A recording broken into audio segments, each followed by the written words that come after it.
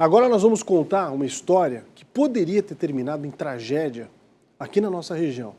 Imagine, 10 pessoas ficaram presas, completamente ilhadas, dentro de uma parte de um rio em Santo Amaro da Imperatriz. Isso depois que uma cabeça d'água se formou, né, aumentou o nível do rio e impediu a saída dessas vítimas.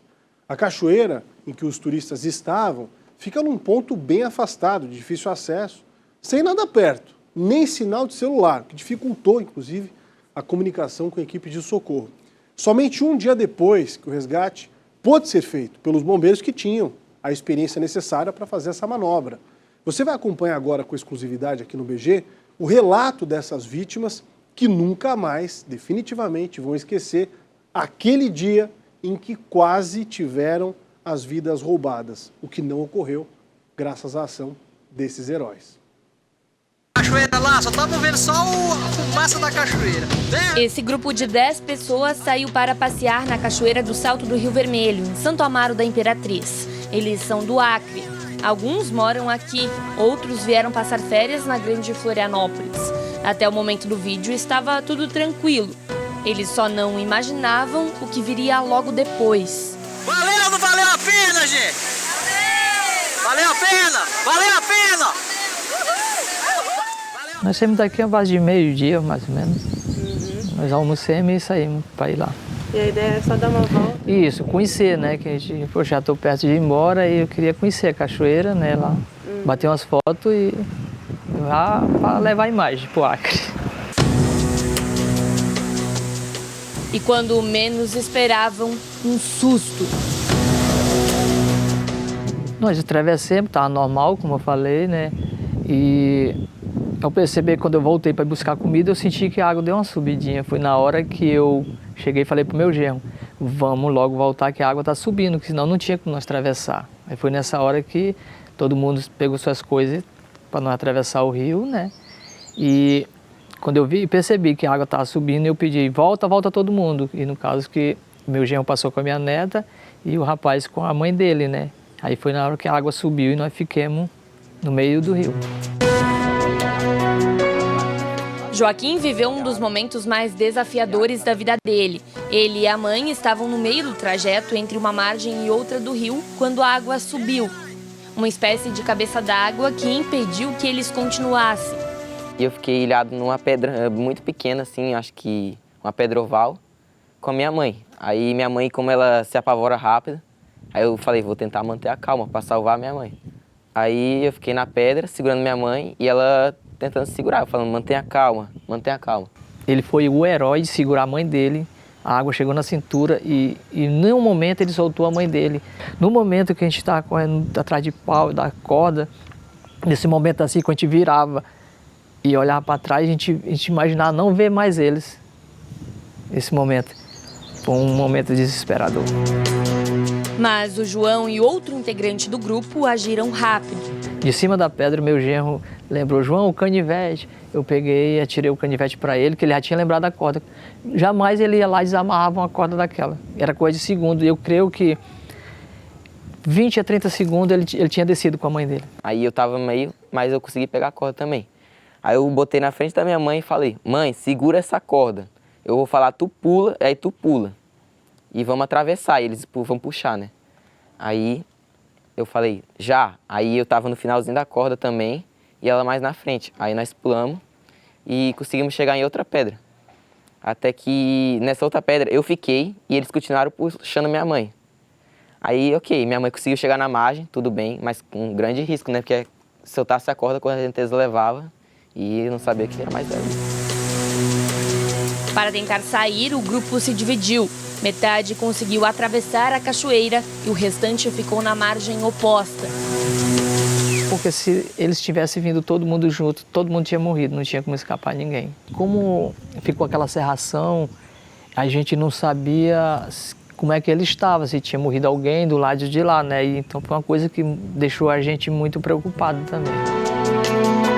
Já é 19h32, nós estamos aqui mais ou menos desde 3h30, 4 horas. E nós estamos aqui esperando o resgate. O pai acho que foi atrás do resgate. Foi aí que um deles saiu para pedir ajuda e conseguiu acionar o corpo de bombeiros. A guarnição se equipou, então deslocou com a nossa viatura para tentar transpor o rio.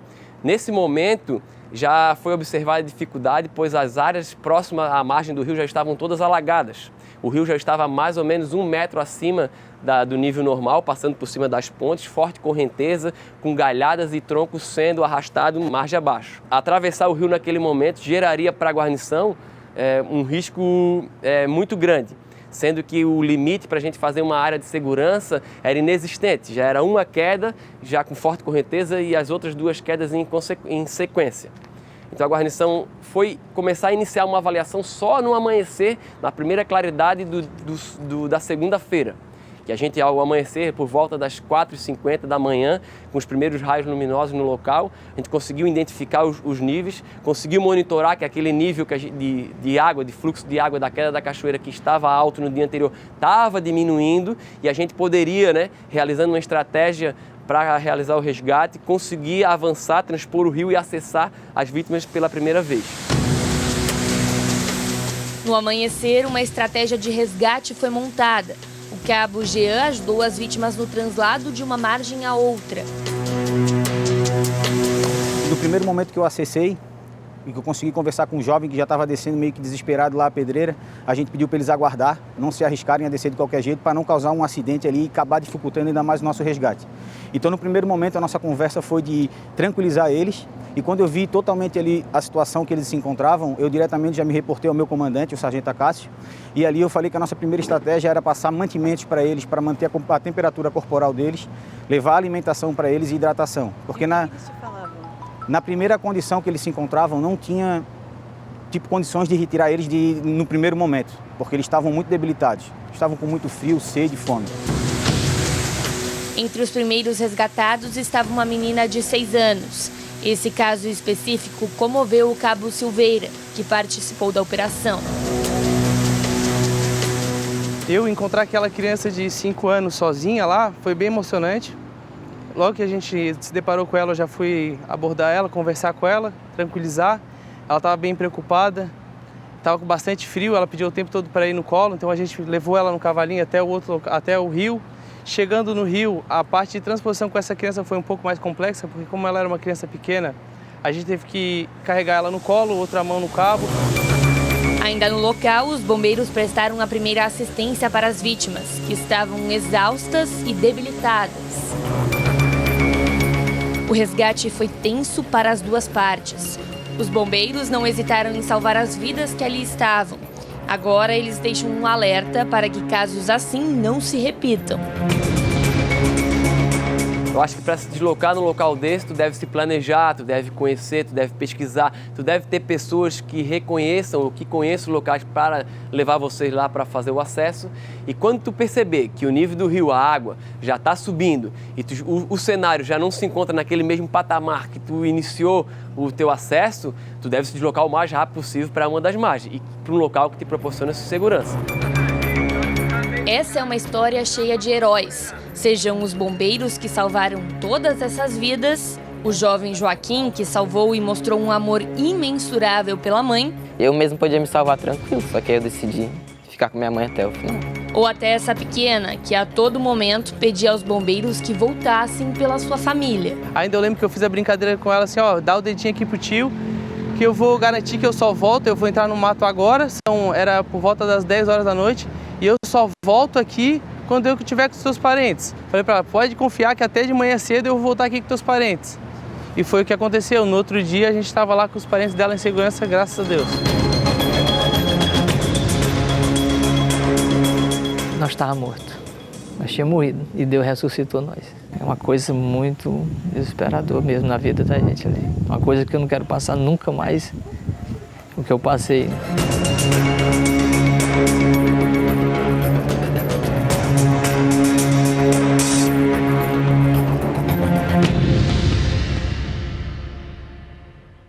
Parabéns aos bombeiros que tiveram muita coragem e técnica para realizar o resgate com total segurança e com eficiência, né?